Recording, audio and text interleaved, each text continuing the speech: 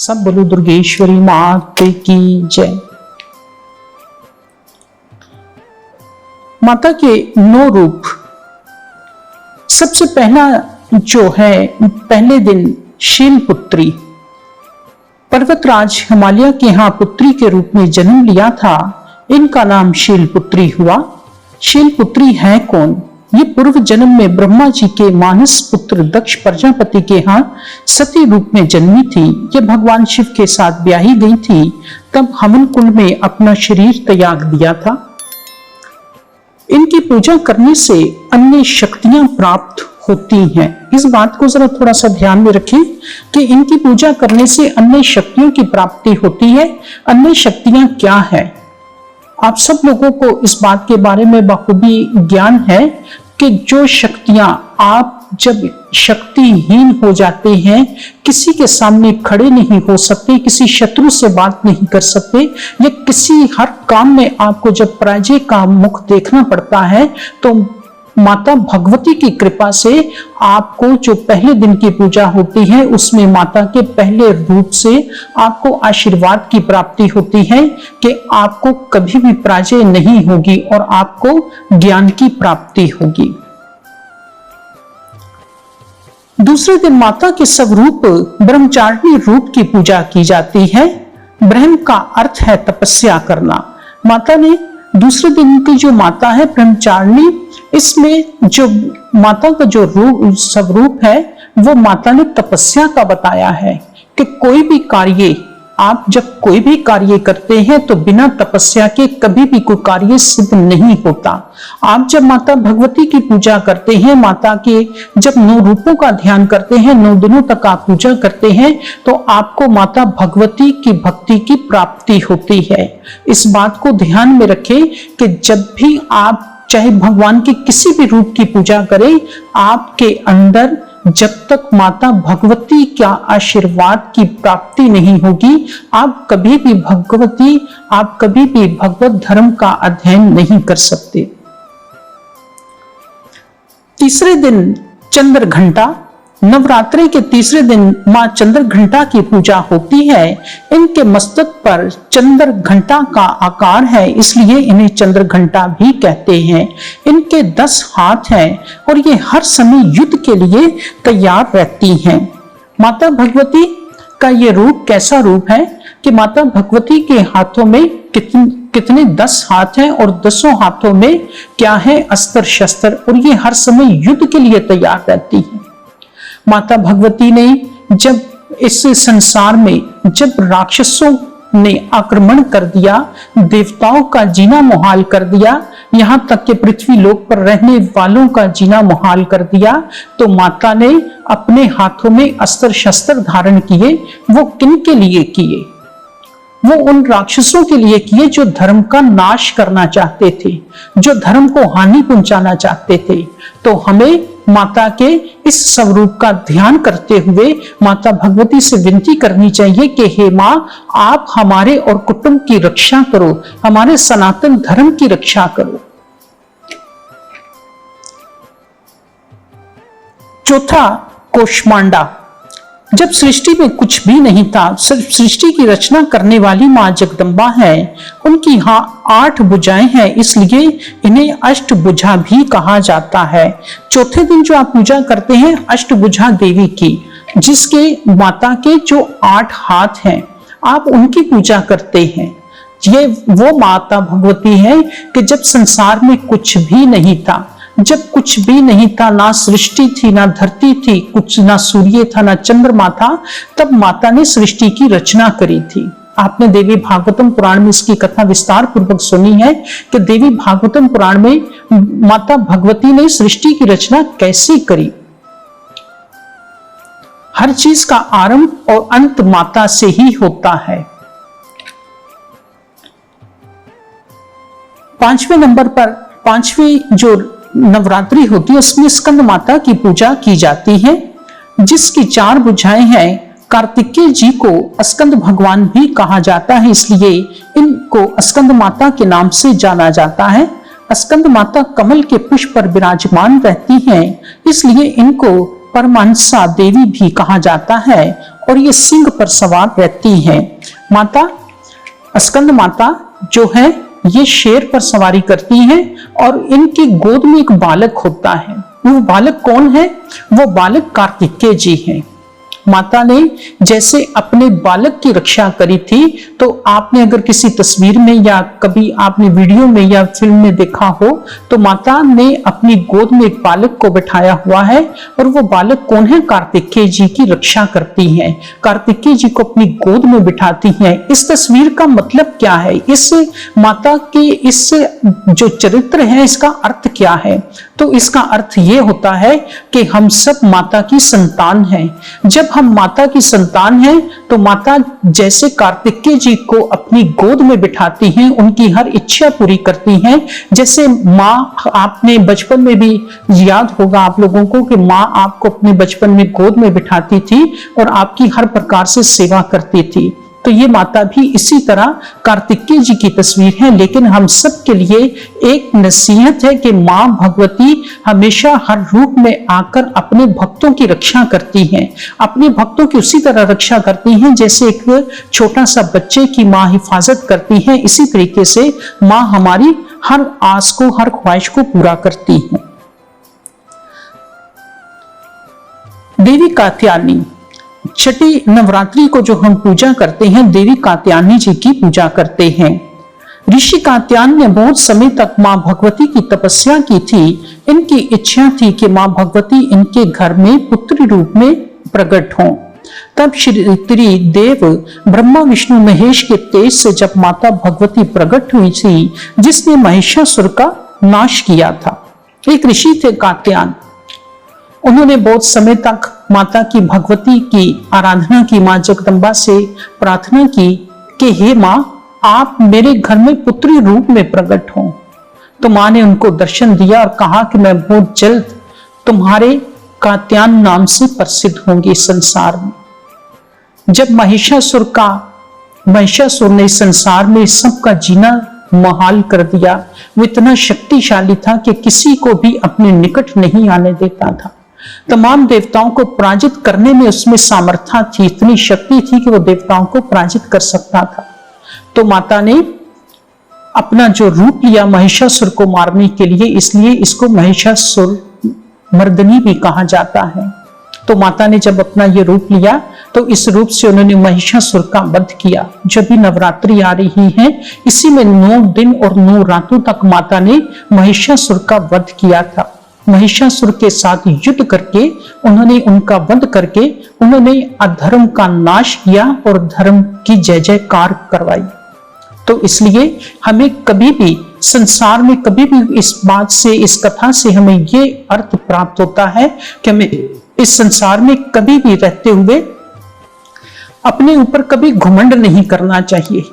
अपने ऊपर कभी भी जो मानव अपने ऊपर धन का या किसी भी बात का घमंड करते हैं, तो उनका एक न एक दिन घमंड चूर हो जाता है। फिर हम जब प्रार्थना करते हैं तो हमारी प्रार्थना सुनी नहीं जाती, क्योंकि हमें तो हमारे कर्मों का दंड मिला।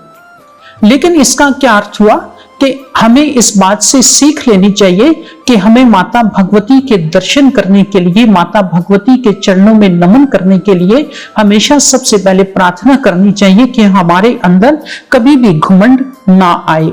हमारे अंदर कभी भी अगर घमंड आ जाता है तो इससे हमारा खुद का ही विनाश हो जाता है।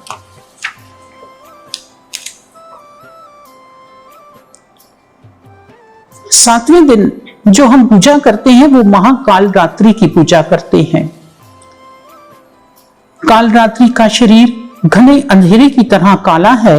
इनके 3 नेत्र हैं और उनकी नाक से अग्नि की ज्वालाएं निकलती रहती हैं। इनका वाहन गदा है और ये शुभ फल प्रदान करने वाली हैं। 7वें दिन जब हम लोग नवरात्रि के 7वें दिन काल रात्रि की पूजा करते हैं, तो माता महाकाल रात्रि का रूप इतना अंधेरे की तरह है, इतना अंधेरा जैसे अंधेरा होता है कि उसको कोई देख भी नहीं सकता। हम में से किसी के अंदर इतनी सामर्थ्य नहीं कि मां के उस रूप का वर्णन कर सके, मां के उस रूप को देख सके। लेकिन माता के 3 नेत्र हैं और वो जब सांस लेती हैं, ऐसा देवी भागवतम पुराण में बहुत सुंदर वर्णन किया गया है कि वो जब सांस लेती हैं, जब उनकी श्वास बाहर निकलती है तो वो अग्नि निकलती है। तो माता सबको जलाकर भस्म कर सकती है। माता हमें महाकाल रात्रि की आराधना इसलिए करनी चाहिए कि महाकाल रात्रि हमें दुखों से बचाओ, हमें शत्रुओं से बचाओ। हे माँ, हमारे ऊपर अगर किसी की बुरी दृष्टि है तो हमें उससे भी बचाओ। जैसे भी आपने कथा में सुना कि माता जैसे कार्तिकेय जी को गोद में लेकर बैठती हैं, तो इसी तरह माता अलग अलग नहीं है।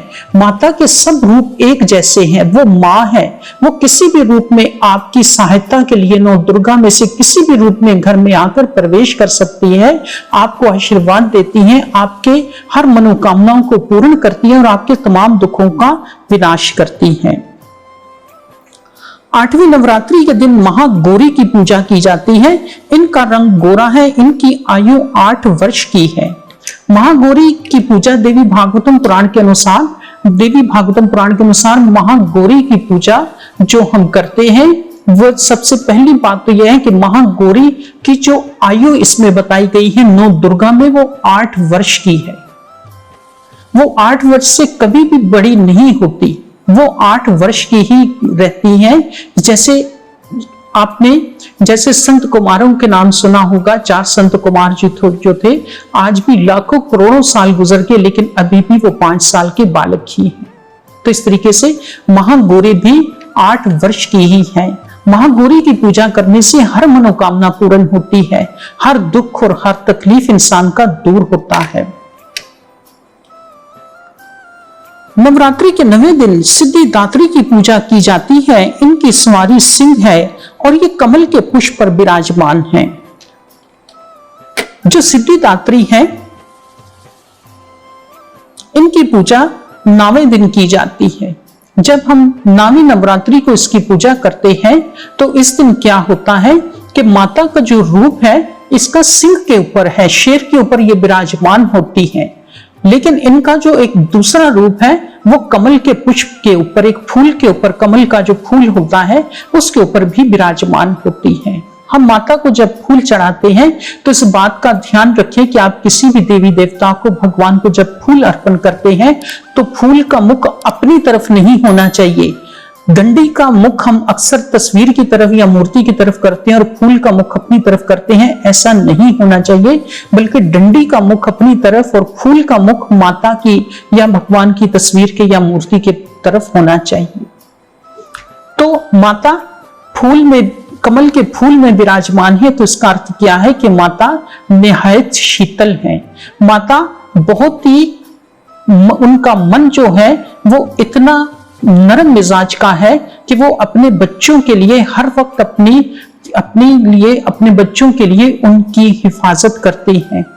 माता का जो ये रूप है, जब वो सिंह पर सवार होती हैं तो वो इस वजह से सवार होती हैं कि जब कोई शत्रु आपके ऊपर आक्रमण करने की सोचता है या आपको कभी कोई हानि पहुंचाने की कोशिश करता है तो उसमें माता फिर सिंह का रूप लेकर आपकी रक्षा करती हैं। तो हमारे घर में जब माता की पूजा होती है तो हमें नौ दुर्गाओं की पूजा करना बहुत ही आवश्यक होता है। हमारे सनातन धर्म में आप देवी भागवतम पुराण के अनुसार अगर देख लें तो भगवान श्री कृष्ण जी ने जब जरासंध के साथ युद्ध करने गए थे तो उनके पिता ने जब तमाम ब्राह्मणों को बुलाकर सलाह ली और पूछा कि जब कोई किसी मुसीबत में फंस जाए तो उसके लिए क्या करना चाहिए, तो ब्राह्मणों ने कहा कि हे वासुदेव, उसके लिए 9 दिन भगवती की आराधना करनी चाहिए। उनके अलग अलग रूपों की पूजा करने से आपका पुत्र जल्द आपके घर लौट आएगा। तो वासुदेव जी ने ऐसा ही किया और उनका पुत्र 9 दिन की पूजा की समाप्ति के बाद वो अपने घर लौट आए। वाल्मीकि रामायण के अनुसार भगवान श्री रामचंद्र जी की धर्मपत्नी जो सीता माता लक्ष्मी जी का अवतार थी, जब उनको रावण हरण कर ले गया तो उसके बाद उन्होंने क्या किया कि 9 दिन तक माता दुर्गा की आराधना करी।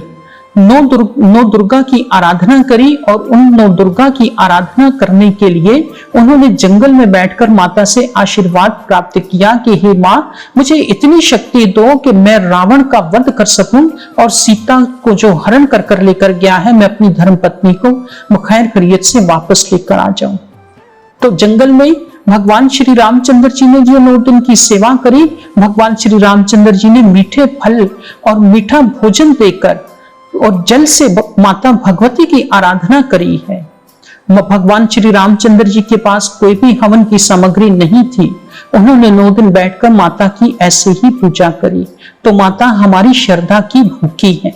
जब हमारे अंदर श्रद्धा होगी, जब हमारे अंदर प्रेम होगा, तो माता को किसी सामग्री की आवश्यकता नहीं है।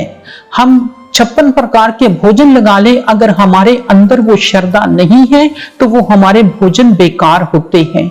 जब हमारे अंदर वो भोजन बेकार हो जाते हैं तो उसमें हमें इस बात का ध्यान रखना चाहिए कि अगर हम नियम अपनाते हैं, नियम अच्छे तरीके से निभाते हैं, लेकिन हमारे अंदर अगर श्रद्धा नहीं है तो वो आपकी पूजा बेकार होती है। चाहे आप भगवान कृष्णा जी की पूजा करो, राम भगवान, शिव भगवान या नारायण भगवान की, आप भगवान के किसी भी रूप की पूजा करो या माता की किसी भी रूप की पूजा करो, सबसे पहले आपके अंदर श्रद्धा होनी चाहिए। जब आप पूजा करने के लिए बैठो तो पूजा करने के लिए हमेशा ये बात मन में विचार रखो कि अगर आपके पास सामग्री नहीं तो इसकी कोई आवश्यकता भी नहीं, लेकिन आपके मन के अंदर जो श्रद्धा है वो सबसे ज्यादा जो है आपके लिए आपके हर कार्य को सिद्ध करती है। माता भगवती आपकी श्रद्धा देखती है। देवी भागवतम पुराण के अनुसार माता भगवती आपकी श्रद्धा को देखकर आपके घर में प्रवेश करती है। आशा करता हूं कि आज की आप इस कथा से आनंद लेंगे और आप सबसे हाथ जोड़कर विनती की जाती है कि इस कथा को दूसरे लोगों तक भी आप बांटें, दूसरे लोगों तक फॉरवर्ड करें ताकि लोगों को इस कथा के माध्यम से ज्ञान की प्राप्ति हो। आप सबका बहुत बहुत धन्यवाद जी। आप सबको नवरात्रि की हार्दिक शुभकामनाएं। आप सबका बहुत बहुत धन्यवाद जी। जय माता दी।